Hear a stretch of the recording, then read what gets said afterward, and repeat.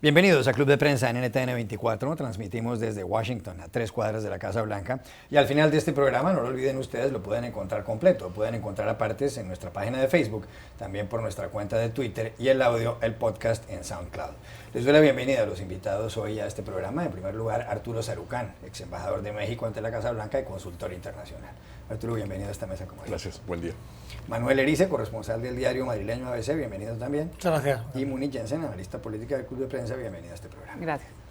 Y el primer asunto, Arturo, tiene que ver con lo que ha ocurrido en Nueva York desde el sábado, en la zona de Chelsea, en Manhattan, en la isla de Manhattan, y cerca además al edificio Empire State, estalló un artefacto, hubo 29 heridos, vino una investigación, se estableció que podía ser un acto terrorista. Esta mañana tuvieron que poner en marcha o llevar a cabo una explosión controlada de otro artefacto en una estación de trenes en Elizabeth, en el estado de New Jersey, que está muy próximo a Manhattan. En las últimas horas se ha identificado al presunto responsable, Ahmad Khan Rahami, un hombre de 28 años nacido en Afganistán, y el alcalde neoyorquino Bill de Blasio ha dicho que puede ser un hombre peligroso, el presunto, la persona que se supone que está detrás de estos atentados. Pero aparte de todo y de que estas explosiones se producen cuando empieza esta semana la Asamblea General de Naciones Unidas, a donde va a estar Barack Obama en su última comparecencia y muchísimos otros jefes de Estado y de Gobierno, pues todo esto tiene implicaciones en la campaña electoral aquí en Estados Unidos. Faltan 49 días para las elecciones, donde se enfrentan Hillary Clinton por el Partido Demócrata y Donald Trump por el Republicano. El señor Trump dijo hace pocas horas, we're going to get tough, o sea, nos vamos a poner duros y nos vamos a poner duros. Y Hillary Clinton habló en su avión con los periodistas de un modo para algunos un poco más suave. Esta mañana dijo que hay que prestarle mucha atención a esto, pero que no hay que caer en el miedo. Aquí la pregunta es, desde el punto de vista político y de campaña, ¿quién va a salir más favorecido en lo que tiene que ver con las reacciones de Trump y de Hillary Clinton? Pues mira, Juan Carlos, y yo precisamente me encontraba a 3 cuadras del lugar donde fue la explosión cenando el sábado en Chelsea, entonces pues me tocó ver y oír todo lo que sucedía, un momento complicado de tensión y de incertidumbre, pero ciertamente yo creo que si ves las encuestas, la gran mayoría de los encuestados piensan que Hillary Clinton tiene, mejor temperamento para lidiar con este tipo de situaciones, y segundo, le tienen más confianza a ella como una futura titular del Ejecutivo para poder confrontar temas como estos. Pero lo que es un hecho es que cada vez que ha habido un atentado o un ataque terrorista o vinculado potencialmente con algunos grupos fundamentalistas, Donald Trump ha subido en las encuestas. Entonces, yo creo que todavía es muy temprano para saberlo. Yo creo que mucho va a depender qué se sabe y qué va saliendo de la investigación en términos de los vínculos de esta persona, de cuáles pueden ser las motivaciones, pero también va a depender mucho de las respuestas y del temple de las respuestas de los dos candidatos. Yo me inclino a pensar, con boquetes importantes de información que todavía tenemos hoy, que esto va a tender a fortalecer la confianza en la capacidad de Clinton como una mujer que como exsecretaria de Estado, con una larga carrera pública, podrá confrontar mejor. Yo creo que dependiendo cómo se mire, hay una conclusión distinta. Si se toma una foto de los hechos hasta lo que sabemos hoy y las reacciones de cada uno de los candidatos, no favorecen a nadie. Es decir, Hillary le habló a sus votantes con cautela, con temple, con tranquilidad, mientras que Trump utilizó la reacción que tiene generalmente con cualquier tema, que es we're gonna get tough. Y habló en términos de que una presidencia de él no sucederían estas cosas. Si uno mira la película, y es la semana que ha tenido cada uno de los candidatos, esto favorece a Trump, porque Hillary viene cerrando las encuestas, está en un momento donde ha estado enferma, donde sus propias reacciones frente a los hechos generaron dudas de si estaba tomando alguna calmante o algún remedio, porque hablaba muy despacio. Así que una Hillary debilitada, unas declaraciones bastante pausadas y una tendencia donde viene ella bajando en las encuestas, es muy posible que aproveche Trump, como suele hacer, para mandar un discurso un poco más amplio. Manuel.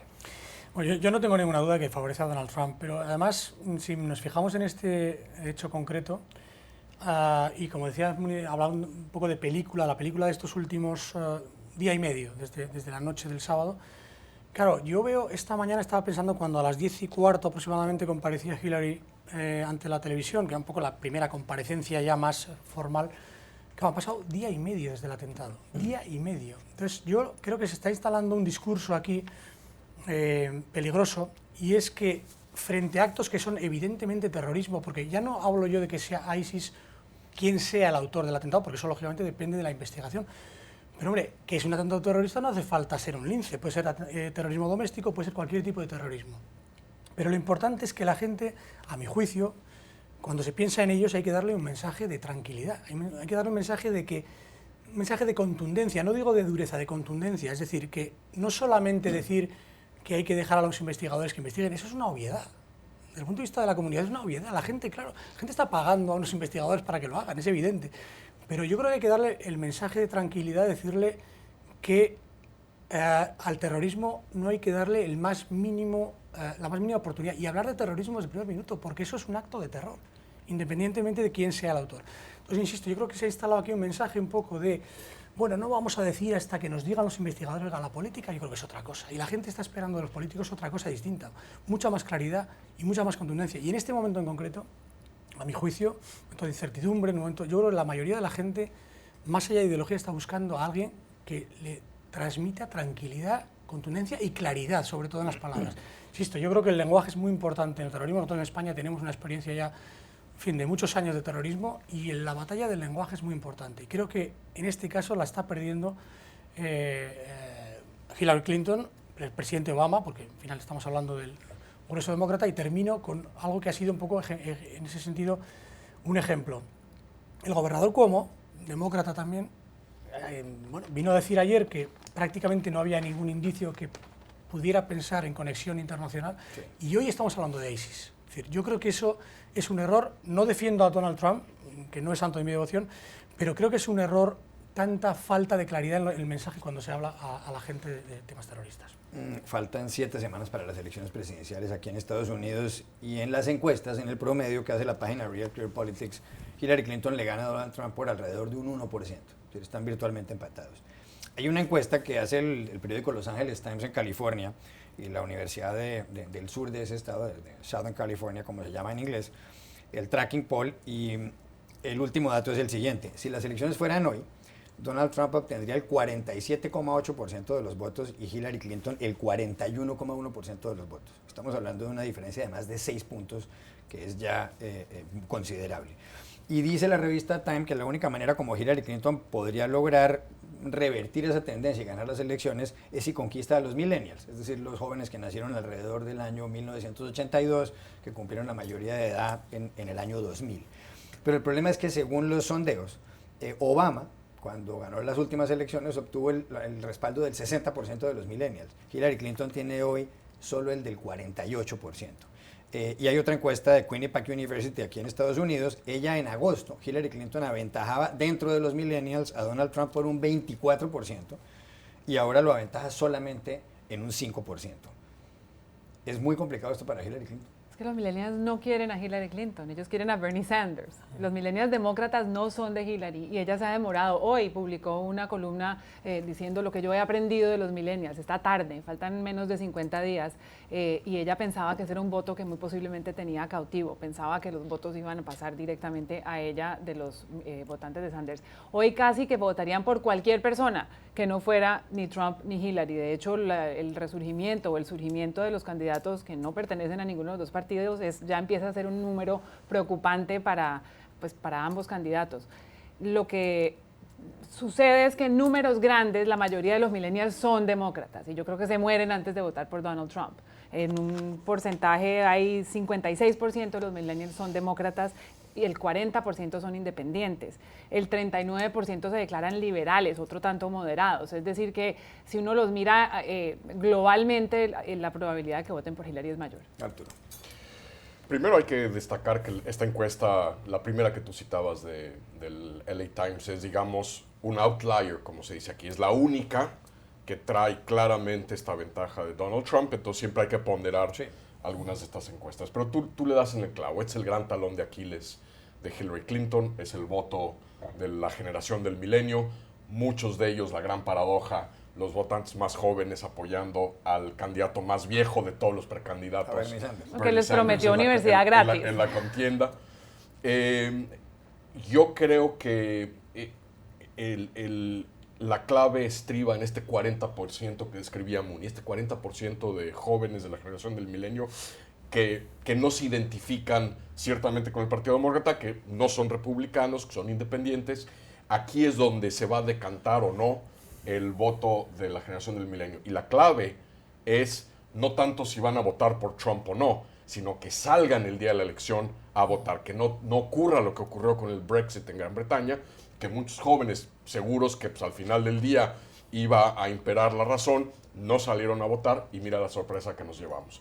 Yo creo que Sanders, este discurso que ha dado el fin de semana, diciendo que este no es el momento para emitir un voto de protesta, es un discurso que si los demócratas quieren movilizar a la generación del milenio, van a tener que articular todos los días de aquí al 8 de noviembre. Manuel Eriz. Bueno, hay un dato de la última encuesta del New York Times de hace unos días, a mi juicio muy significativo. Entre los tres candidatos, digo tres porque incluye en ese caso a Gary Johnson, el partido libertario, entre los millennials gana Gary Johnson. Es decir, ese era el dato. Me parece que era un 36% y después Hillary y Trump no había gran diferencia, me parece que Hillary ligeramente por encima. Claro, con ese dato, efectivamente, hay que partir de la base de que ese voto no está en Hillary Clinton, mayoritariamente, pero sí creo que puede estarlo en el sentido de que al final, hombre, me da la sensación de que en última instancia habrá un voto anti-Trump entre los millennials, yo creo que mayoritario, en la medida en que Trump pueda tener opciones de ganar. Es decir, claro, es muy importante que en los últimos días exista la sensación de que Trump puede ganar de verdad la elección y eso posiblemente produzca un efecto arrastre de voto anti-Trump y principalmente entre los millennials. Pero yo sí diría una cosa más. Yo creo que la campaña demócrata, la campaña que está haciendo en este caso Sanders, no es una campaña de gran arrastre. Es decir, yo echo de menos, si yo fuera demócrata en este caso y si fuera Hillary Clinton, echo de menos una campaña mucho más agresiva de Sanders a favor de Hillary Clinton. Sí. Yo no estoy viendo a Sanders todos los días, o no parece, vamos, no percibo esa sensación, haciendo campaña de una manera consistente a favor de Hillary Clinton, pidiendo el voto expresamente para esos jóvenes. No lo veo. No se lo perdonarían los jóvenes, es lo que pasa. Pues claro, pero Sanders es que el problema... habla para su correcto, base. Correcto, pero el problema de eso es que a lo mejor si no hay una campaña agresiva de Sanders, que es quien tiene credibilidad para arrastrar ese voto, puede haber más problemas de que ese voto realmente, como decía, muy cautivo, vaya finalmente a Hillary Clinton. Pero sí creo que habrá un efecto arrastre último en la medida en que Trump se visualice como posible ganador, ¿no? Ya regresamos a Club de Prensa. Volvemos a Club de Prensa en NTN 24 desde Washington. Hay noticias de Alemania, porque hubo elecciones en el estado de Berlín, uno de los estados de ese país. Y su periódico, el ABC, publica un artículo titulado «La extrema derecha ya está en Berlín». ¿Y qué fue lo que ocurrió? Ganó la socialdemocracia, el SPD, obtuvo el 22,2% de los votos, pero cayó un 6%. En segundo lugar quedó la CDU, que es el partido de Angela Merkel, la canciller federal, la jefa del gobierno alemán, obtuvo el 17,9% de los votos y cayó un 5,3%. Y en tercer lugar entró Alternativa por Alemania, un partido que está contra el euro, un partido xenófobo, y logró el 13,7% de los votos. Nunca el partido de Angela Merkel había obtenido un resultado tan malo, nunca. Y lo que pasa ahora es que esto se suma a las derrotas de ese partido o al decrecimiento en la votación de ese partido en otros estados alemanes. El próximo año hay elecciones generales en Alemania. Angela Merkel no ha dicho aún si se presenta o no. La gente está enfadada por la política de, en cierto modo, brazos abiertos con los refugiados. Y la pregunta es si ella va a perder el poder. Buena pregunta. Difícil respuesta. Hombre, yo sí creo que se va a presentar. El problema, primero hay un problema evidente de desgaste. Lógicamente lleva ya años, pero yo creo que el desgaste se ha acelerado de una manera tremenda con la crisis de los refugiados. Claro, es una situación muy difícil para un gobernante que tiene que decidir ante una ola tan prácticamente sin precedentes desde el siglo, en fin, desde las guerras mundiales, una ola de refugiados de esa magnitud. Yo creo que Merkel, desde el punto de vista humanitario, es evidente que es una decisión acertada. Es decir, aceptar, claro, 800.000 sirios en Alemania es una gran cantidad de personas, pero desde el punto de vista humanitario es indiscutible. Desde el punto de vista político, pues evidentemente el problema es que eso genera, y además se han venido produciendo una serie de sucesos, de acontecimientos en este año En Alemania, bueno, ha habido actos, digamos, de agresiones, es verdad que de determinadas personas de origen musulmán, pero que todo eso se multiplica el impacto de una manera tremenda, porque eso, al final, cuando hay una decisión de esas características y se produce una serie de hechos que se multiplica su impacto, al final se está instalando un discurso muy peligroso, que es el discurso anti-extranjero, que es el discurso anti-inmigrante y anti-musulmán en concreto, y eso es muy peligroso, pero es una realidad, y entonces ahí es donde aprovecha ese nuevo partido de extrema derecha para ir ganando terreno. Al final, ¿qué va a ocurrir? Yo creo que se va a presentar, creo que no tendrá mayoría, creo que se volverá a repetir una gran coalición con los socialdemócratas y la CSU de Baviera, pero claro, la situación ha cambiado desde el punto de vista de la crispación social y la tensión que existe ahora mismo en Europa y en Alemania en particular. Arturo. Mira, yo creo que el tema de las elecciones en Alemania, lo que hemos visto, esa bala que pasó muy cerca en Austria, con el brinco importante que dio la derecha xenófoba, lo que hemos visto de alguna manera con el UKIP y el voto a favor del Brexit, lo que estamos viendo hoy en Estados Unidos con Trump. Yo creo que el problema para la clase política y para la ciudadanía es no olvidar las lecciones que nos ha dado la historia, que nos muestran lo que ocurre cuando en democracias xenófobos, demagogos llegan al poder por la vía de las urnas. Y es una lección que creo que tanto en Europa como en Estados Unidos no se debe olvidar. Cambio de asunto para hablar de Colombia, Muni, porque el premio Nobel peruano de literatura Mario Vargas Llosa publicó una columna en el diario El País este domingo pasado, titulada El precio de la paz. Y dice que tras haber leído otra columna publicada en el mismo diario por Héctor Abad Faciolince, un escritor muy conocido colombiano que ha estado en este programa por lo demás, él se convenció de que si él pudiera votar en el plebiscito del próximo 2 de octubre en Colombia, en donde los ciudadanos pueden aprobar o rechazar el acuerdo de terminación del conflicto que firmarán este día 26 el gobierno del presidente Santos y las FARC, él votaría sí. Inmediatamente después, le contestó el Centro Democrático, el partido del expresidente Álvaro Uribe. Álvaro Uribe ha sido un gran admirador de Vargas Llosa y viceversa. Y el Centro Democrático escribe lo siguiente: convencidos de su espíritu democrático, lo invitamos a leer el acuerdo de 297 páginas para que verifique que el objetivo no es la paz, sino imponernos el modelo que ha hecho tanto daño en Cuba y Venezuela. Ese es el mensaje que le manda el uribismo a Vargas Llosa. Y además el uribismo le dice: no confunda lo que ha pasado en los diálogos en El Salvador y Guatemala, porque las guerrillas luchaban contra dictaduras. No ese es el caso de Colombia. ¿Aquí tiene razón el uribismo o se equivoca? Primero, esto es una pelea de élites. Yo creo que a los colombianos que van a salir a las urnas no les importa que lo que para ellos es un novelista peruano que pueden haber o no leído en el colegio, opine en un periódico español sobre el conflicto colombiano. Realmente eso es algo que para los colombianos normales no es una pelea importante. Lo que sí refleja es el tamaño de la tensión que hay en este momento en Colombia, donde justamente una voz desde afuera que claramente ha sido cortejada por la campaña del sí para servir de validador externo, genere semejante polvareda. Y eso es un síntoma peligroso y complicado de lo que está pasando en este momento en la sociedad colombiana. Arturo. Sí, yo creo que estoy totalmente de acuerdo con Muni. Yo creo que muestra la profunda polarización que hay hoy por hoy en Colombia y que además subyace a un tema muy espinoso, muy complicado, que no tiene respuestas fáciles, que es cómo generar la paz, cómo generar reconciliación, a la vez que se confronten crímenes de lesa humanidad que se pudieran haber cometido en el proceso.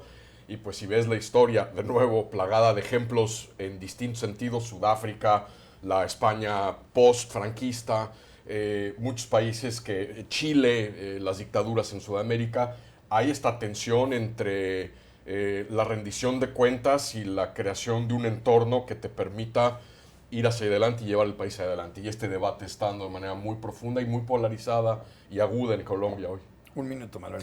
No, muy sencillo. Yo creo, bueno, mi admirado Vargas Llosa, como mucha otra gente, está opinando, todo el mundo está opinando sobre este proceso. Pero efectivamente yo creo que todo este tipo de procesos tan difíciles para una sociedad, tan tremendo para una sociedad, yo creo que quien tiene que opinar son los colombianos. Es decir, no hay nadie de fuera de Colombia que realmente, en fin, primero, conozca de verdad a fondo el problema y segundo, no digo que tenga derecho, todo el mundo tiene derecho a opinar y Vargas Llosa también, pero tenga la autoridad moral para hablar sobre un tema tan complejo, como decía el embajador, tan difícil y que realmente soluciona un problema de muertes, de víctimas de muchos años. Entonces, hablar de ese problema, yo creo que tienen que pronunciarse los colombianos de una manera democrática y hablar los colombianos, básicamente. Ya regresamos a Club de Prensa. Volvemos a Club de Prensa en NTN 24 desde Washington para despedirnos porque se acabó el tiempo. Gracias Arturo Cerucán, Manuel Erice y Muni Jensen, y a ustedes los espero mañana nuevamente en este programa.